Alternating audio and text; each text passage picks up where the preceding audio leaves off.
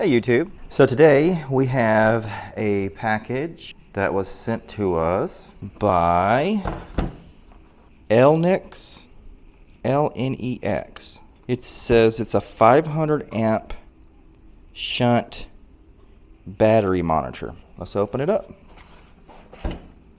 LNEX color battery monitor.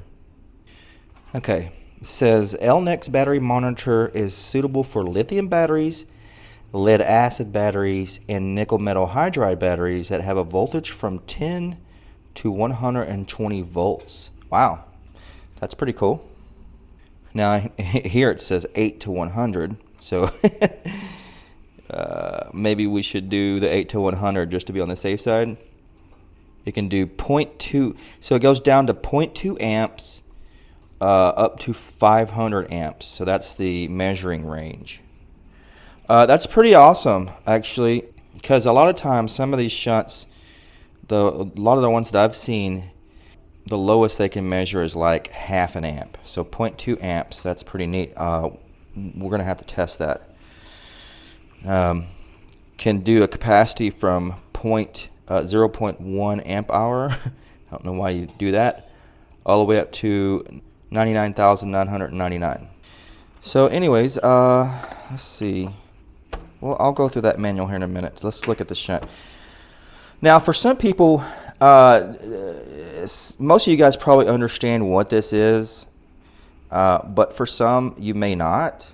And basically what it is, it's a battery monitor that monitors the power going in and out of your battery, and it keeps track of it. So that way you know exactly how much power is in your battery and how much is, coming out of your battery. What we call the state of charge. Now, you guys, back in the old days of just lead acid, this was achieved a lot simpler. It would basically just look at the voltage levels. So if you saw like somewhere around 12 volts, your battery's getting pretty low. It's probably almost dead. And if you see it above 13, maybe close to 14, you would think, okay, your battery's pretty full, pretty nice and charged. Well, with lithium batteries, especially lithium iron phosphate batteries, that's really not acceptable any longer. You can't really do that very well because the voltage is very flat. It stays pretty constant during the full charge and discharge curve. So you can't really determine what the state of charge is based on the voltage level. You actually have to have a shunt that will measure the power going in and out of the battery and calculate it for you. Anyways, that's a quick little rundown of why you would want to use this. So, okay, so we got the shunt. So this is a 500 amp shunt. Pretty hefty beast. I guess one of the things that's a little strange is this plexiglass base.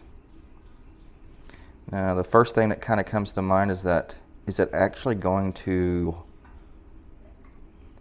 hold up? If you mounted this in your van or RV or something like that, and this chunk of metal right here is pretty heavy. I don't know, that's like half a pound or something like that. Is that base going to keep this thing from, is that base going to fall apart, from rattling? But although, I'm looking at it and it looks pretty thick. Quarter inch. It's probably okay. So we got the shunt. We have a cable. I don't know how long it is. It looks fairly long. Let's see if the manual says anything about that. It's 10 foot. Okay. Oh, comes with a wrench. Now I suspect that wrench is probably handy because I've used kind of shunts like this before. And what happens is when you loosen the bolt to put the terminal on, well, now it's loose all the way through. So whenever you try to tighten it back down, that will just continue to spin. So I think they probably give you this wrench, and see how thin the profile is on it. Probably to do something like this. Yeah. But then you can take your, your other wrench and tighten it down.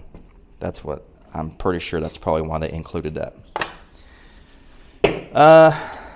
Well, it came with 2 nice copper lugs, terminals.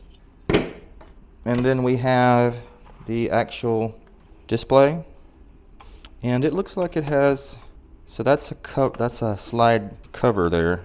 And that's probably to prevent somebody's shoulder from bumping the buttons here. And the buttons have a nice clicky feel to them. Now, does this come off? Yeah, it does. Okay. Oh, and look at this. We have to take that off.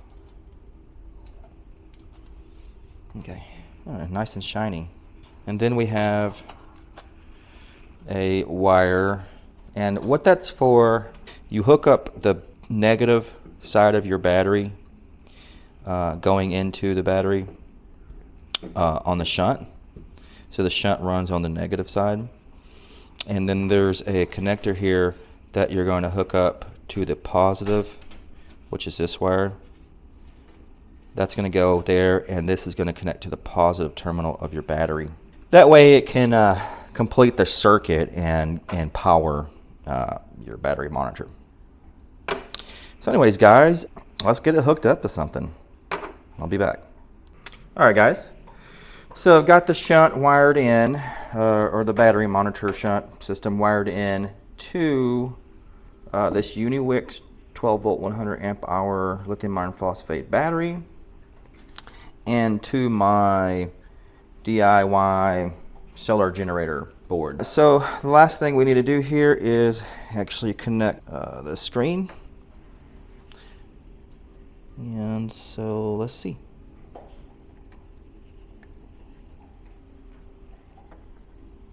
Okay.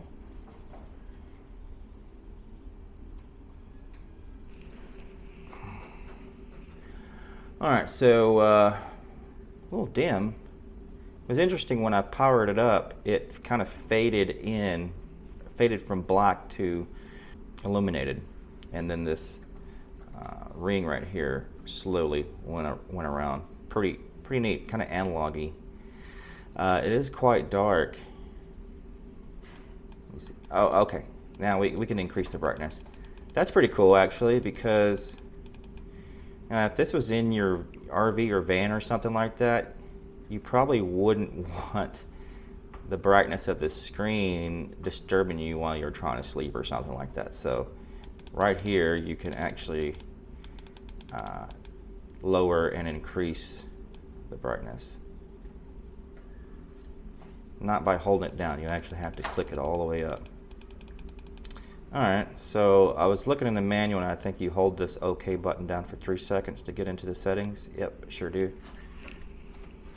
And I think this first setting right here is to set the idle current. So like if you see right now, I'm looking at it, it says negative 0.1 amps. Maybe something's actually really drawing current, but if you're sure that it's not, then you want to probably reset this. Let's see, press up key. Okay, now it's 0. All right, so that kind of calibrates it to the system. Now, I do have this solar charge controller, so if that was in your system, it actually may be drawing some current if there's no PV. So in that case, you probably want to set that with that disconnected. So let's do that. Let's disconnect that.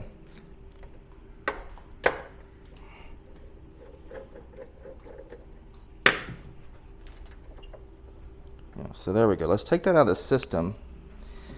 Ah, look, and since we did that, look, now there's a positive 11 amps.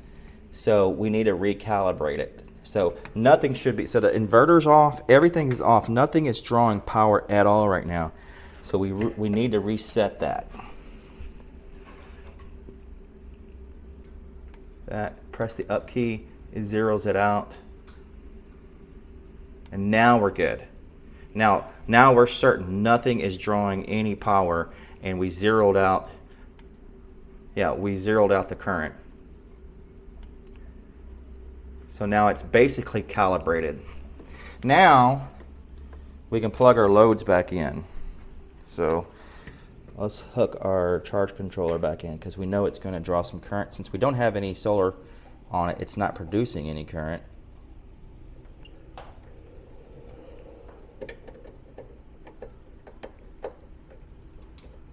There we go.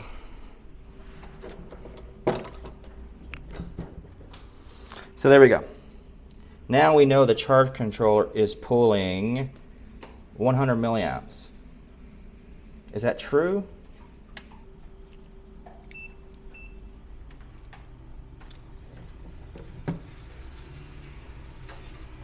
I think it is true, guys. Look, the clamp meter is showing 124 milliamps. So this is correct. So that is correct in doing that. So yeah, remember to set that up properly.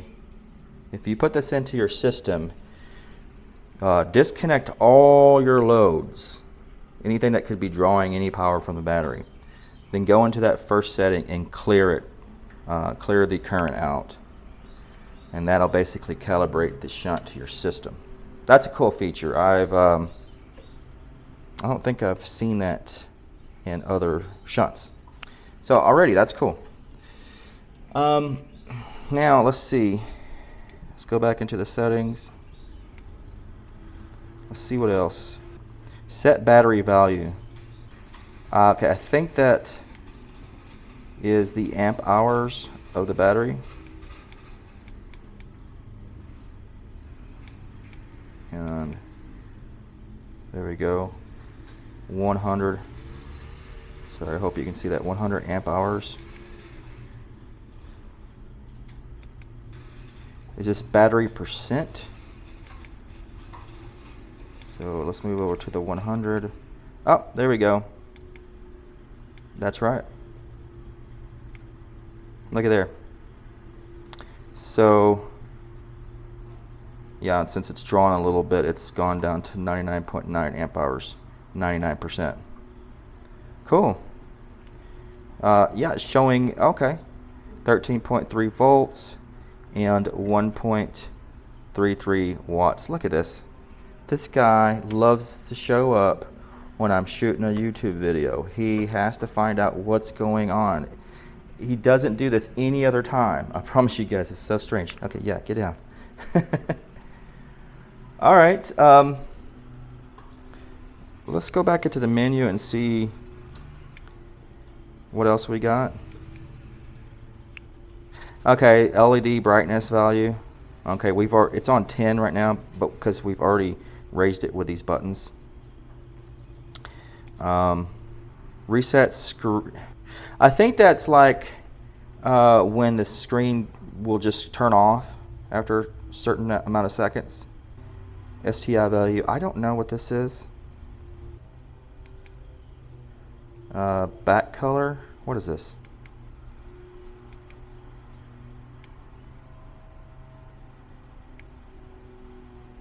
Oh, look at that. Okay. Just change it to like kind of a bland white background, and you lost the green and everything. I don't like that. I like the other one better. There we go. Let's get that one back. There we go.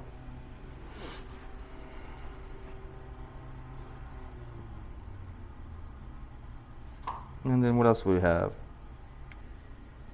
LED breathe. I don't know. I have to look that one up. I think it's makes the backlight go in and out on some kind of alarm or something. I think this might be some low state of charge alarm, and this might be some kind of alarm as well. Okay, let's put a, oh, stepped on a cat. Let's put a load on this thing. Oh, let's just turn the inverter on and see what the inverter standby wattage is.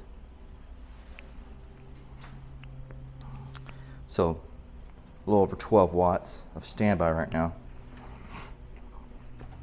And let's plug in an actual load here. It's a heater. Oh, look at that. That's neat. This right here is telling us how long it has left. Oh, that is clever. I like that. I've seen that on smart BMSs, but I don't think I've ever seen it in a battery monitor. So this is pretty neat, guys. So it's showing we're drawing 54 amps. The battery's down to 12.6 volts, so that's sagging down a little bit. We're drawing 682 watts. We're at 99% state of charge and 99 amp hours. And we've got 1 hour, 49 minutes, and 45 seconds left. Anyways, pretty clever. I like it. Yeah, let's up that power draw. Look at that. 84 amps, 1040 watts. Showing now that we have 1 hour, 9 minutes left.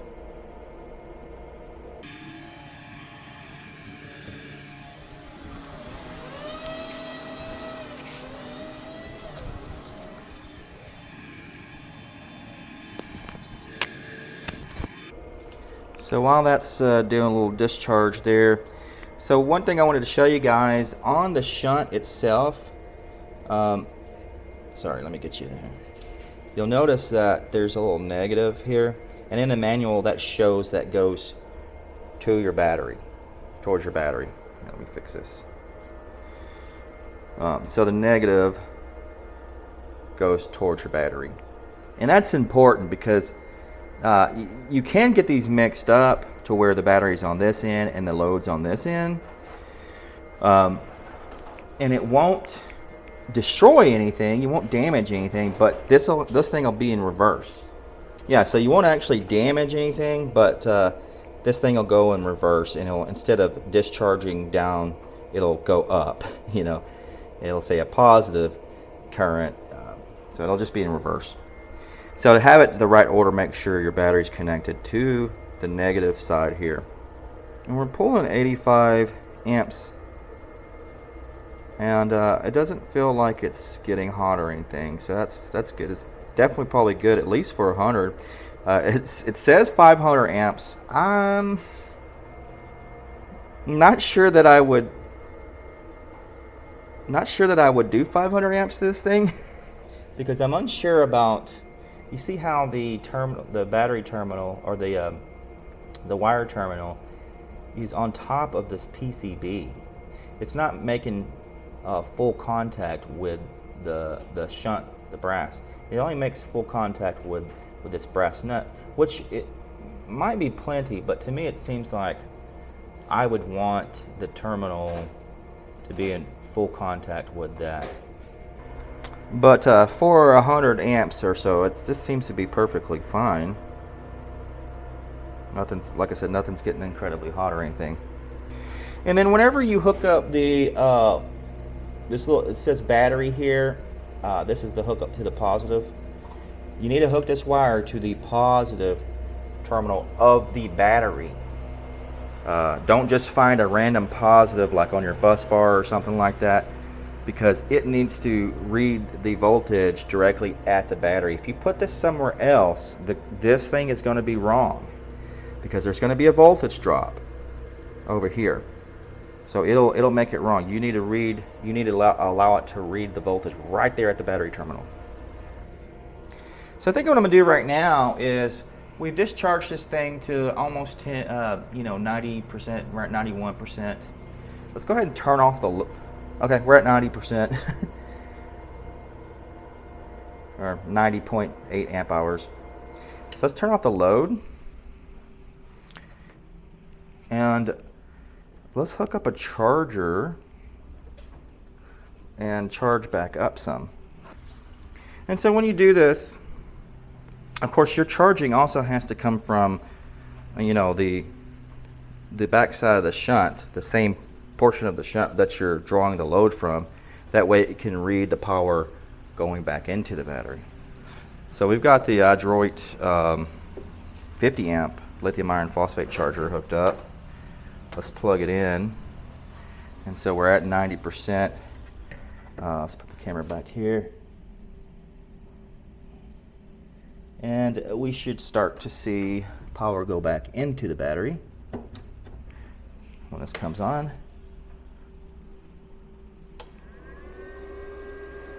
And there we go. We got plus 49.3 amps going back into the battery. And there we go. The timer, the countdown timer, where it was telling us when we were discharging how many hours or how much time we had left before the battery was drained, is now telling us how much time it will take to charge the battery back up. So we need 10 minutes and 48 seconds to charge the battery back up. Very nice. I dig it.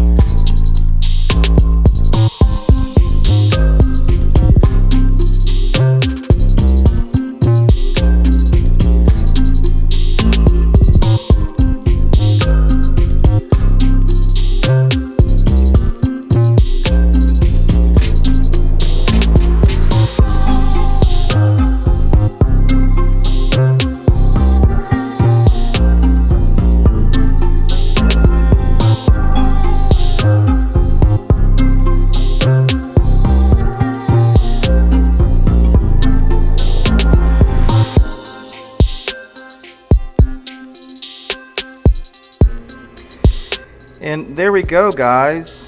So we're back to 100% state of charge.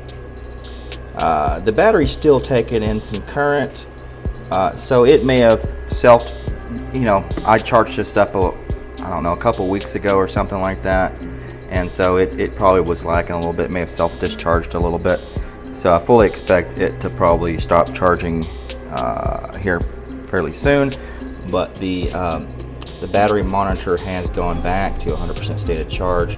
It says there's 100 amp hours in the battery, and I do see this current still tapering off, so it'll stop charging here fairly soon. My thoughts on this: I like it. It seems to be rather good quality. The only thing I think I would say is if you're planning on drawing over 100 watts from this or through the shunt, I probably would figure out a way to get your terminals mounted on this side, where you would have contact on the shunt and the bolt, which would block your mounting hole right here. But I do see where there are two more mounting holes in the center.